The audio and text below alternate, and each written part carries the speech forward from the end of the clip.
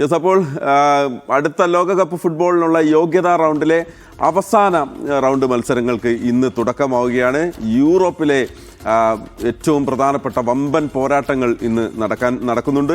England മാത്രമാണ് നിലവിൽ യൂറോപ്പിൽ നിന്ന് യോഗ്യത നേടിയിരിക്കുന്നത്. ശേഷിക്കുന്ന 15 ടീമുകൾക്കുള്ള ടിക്കറ്റിനായാണ് പോരാട്ടം കനക്കുന്നത്. സെർബിയയാണ് ഇംഗ്ലണ്ടിൻ്റെ എതിരാളി. ഇംഗ്ലണ്ട് നിലവിൽ യോഗ്യത ഉറപ്പിച്ച ടീമാണ്. ഒറ്റ ജയം മാത്രം വേണ്ട ഫ്രാൻസിന് യുക്രൈനാണ് എതിരാളിയായി എത്തുന്നത്. പോർച്ചുഗലിന് അയർലൻഡാണ് ഇന്ന് എതിരാളിയായി എത്തുന്നത്. ഇറ്റലിയും നോർവേയും ഉൾപ്പെടുന്ന ഗ്രൂപ്പ് ഐയിൽ ആവേശകരമായ അന്ത്യത്തിലേക്കാണ് നീങ്ങുന്നത്. ആഫ്രിക്കയിൽ നൈജീരിയക്കും കാമറൂണിനും ഇന്ന് മത്സരമുണ്ട്.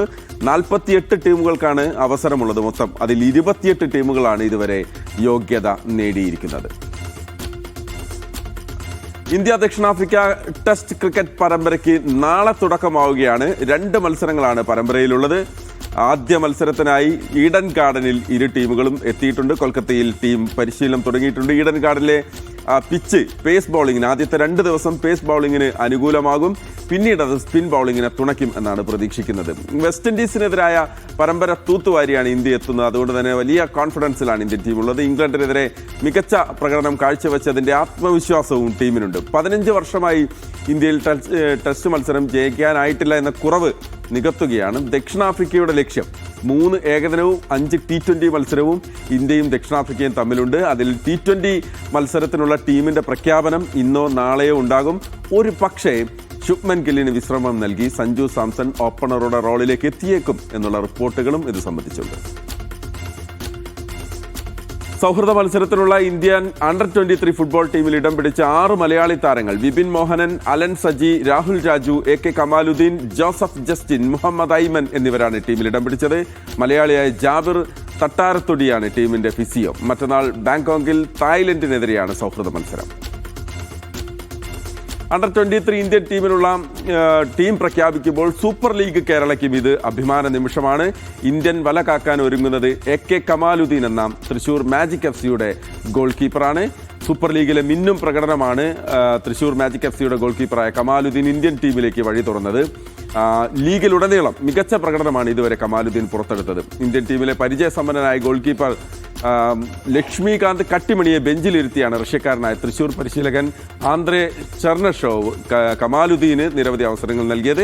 5 കളിയിൽ ആകെ 2 ഗോൾ മാത്രമാണ് വഴങ്ങിയത്. ഗോളം നിറച്ച എതിരാളികളുടെ 14 ഷോട്ടുകളാണ് ഇതിനോടകം തന്നെ സൂപ്പർ ലീഗിൽ കമാൽ രക്ഷപ്പെടുത്തിയത്. തൃശൂർ അക്കിക്കാവ് സ്വദേശിയായ കമാൽ 7ാം ക്ലാസ്സിൽ പഠിക്കുക തൃശൂർ സോക്കർ അക്കാദമിയിലാണ് ആദ്യം ചേർന്നത്.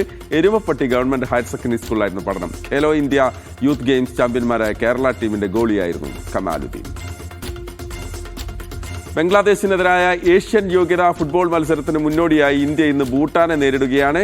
ഇന്ന് ബംഗളൂരുവിലാണ് കളി. പക്ഷേ മത്സരത്തിന് ഒരു പ്രത്യേകത, അടച്ചിട്ട സ്റ്റേഡിയത്തിലാണ് പരിശീലന മത്സരം നടക്കുന്നത്. ഈ മാസം 18-നാണ് ബംഗ്ലാദേശിനെതിരായി ഇന്ത്യയുടെ മത്സരം നടക്കുക. ISL പ്രതിസന്ധിക്ക് പരിഹാരം കാണാനുള്ള അഖിലേന്ത്യാ ഫുട്ബോൾ ഫെഡറേഷന്റെ നീക്കങ്ങൾ ഇതുവരെ ഫലം കണ്ടിട്ടില്ല എന്നുള്ളൊരു വാർത്ത കൂടിയുണ്ട്. പ്രശ്നപരിഹാരത്തിനായി വീണ്ടും സുപ്രീം കോടതിയെ സമീപിക്കാൻ ഒരുങ്ങുകയാണ് AIFF. കഴിഞ്ഞ ദിവസം ISL ക്യാപ്റ്റന്മാരുമായും CEOമാരുമായും AIFF ചർച്ച നടത്തിയിരുന്നു. I-ലീഗ് ക്ലബ്ബുകൾ പക്ഷേ ചർച്ച ബഹിഷ്കരിക്കുകയും ചെയ്തു. സ്പോൺസർമാരെ കണ്ടെത്താൻ കഴിയാത്തതോടെയാണ് ISL പ്രതിസന്ധിയിലായത്. ഡിസംബറിൽ ലീഗ് നടക്കുമെന്നായിരുന്നു പ്രതീക്ഷ. എന്നാൽ നടത്തിപ്പിനാരും മുന്നോട്ട് വന്നില്ല.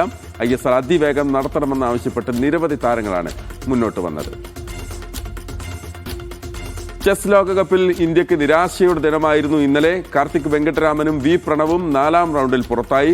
R പ്രജ്ഞാനന്ദ, അർജുൻ എരഗൈസി, P ഹരികൃഷ്ണ എന്നിവർ 4ാം റൗണ്ടിലെ ടൈബ്രേക്ക് മത്സരത്തിന് ഇന്നിറങ്ങുന്നുണ്ട്. 3 പേരുടെയും 2ാം ഗെയിമും സമനിലയിൽ അവസാനിച്ചിരുന്നു. ഉസ്ബെക്കിസ്ഥാന്റെ നോദർബെക്ക് യാക്കൂബുവുമായുള്ള ആദ്യ ഗെയിം സമനില പിടിച്ച പ്രണവ് 2ാം ഗെയിമിൽ പരാജയപ്പെടുകയായിരുന്നു. വിയറ്റ്നാമിന്റെ ലീ ലിയാമിനോട് തോറ്റാണ് കാർത്തിക് വെങ്കട്ടരാമൻ മടങ്ങുന്നത്. പ്രജ്ഞാനന്ദ റഷ്യയുടെ ഡാനിൽ ഡുബോവുമായുള്ള 2ാം ഗെയിമിലും സമനില വഴങ്ങി. അർജുൻ എരഗൈസി ഹംഗറിയുടെ പീറ്റർ ലെക്കോയുമായുള്ള മത്സരത്തിലാണ് സമനിലയായത്.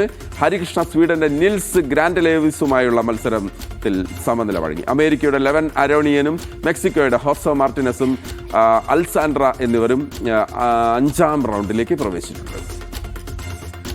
ചെൽസിയുടെ മുൻ ബ്രസീലിയൻ താരം ഓസ്കാർ വൈദ്യപരിശോധനയ്ക്കിടെ കുഴഞ്ഞു വീണു. ആശുപത്രിയിൽ പ്രവേശിപ്പിച്ച 34-കാരനായ ഓസ്കാറിന് ഹൃദയ സംബന്ധമായ അസുഖവും സ്ഥിരീകരിച്ചിട്ടുണ്ടെന്ന് ബ്രസീലിയൻ മാധ്യമങ്ങൾ റിപ്പോർട്ട് ചെയ്തു. സാവോ പോളോ FC-യുടെ താരമായ ഓസ്കാർ പുതിയ സീസണ് മുന്നോടിയായുള്ള ക്ലബിന്റെ വൈദ്യപരിശോധനയ്ക്കിടെയാണ് കുഴഞ്ഞു വീണത്.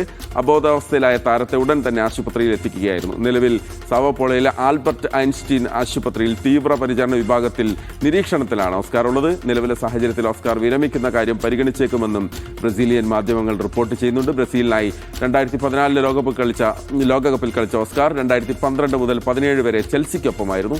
2017 ചൈനീസ് ക്ലബായ ഷാങ്ഹായ് പോർട്ടിലേക്ക് മാറി. 2024 വരെ അവിടെ തുടർന്ന ഓസ്കാർ ഈ വർഷമാണ് തന്റെ ആദ്യ ക്ലബായ സാവോ പോളോയിലേക്ക് തിരിച്ചെത്തുന്നത്.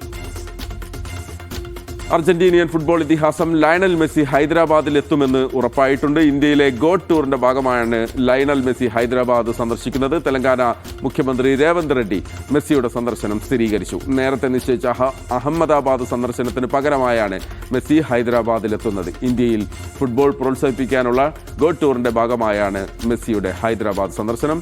ഡിസംബർ 13 വൈകിട്ടായിരിക്കും ഹൈദരാബാദിൽ മെസ്സി പങ്കെടുക്കുന്ന പരിപാടി നടക്കുക. ഗച്ചിബൌളിയിലോ രാജീവ് ഗാന്ധി ഇന്റർനാഷണൽ സ്റ്റേഡിയത്തിലോ ആയിരിക്കും പരിപാടി. അവിടെ സെലിബ്രിറ്റി മത്സരം അടക്കം സംഘടിപ്പിക്കും. ഹൈദരാബാദിനെ കൂടാതെ കൊൽക്കത്ത, മുംബൈ, ന്യൂഡൽഹി എന്നീ നഗരങ്ങളിലാണ് ഗോഡ് ടൂറിന്റെ ഭാഗമായി ലയണൽ മെസ്സി എത്തുക.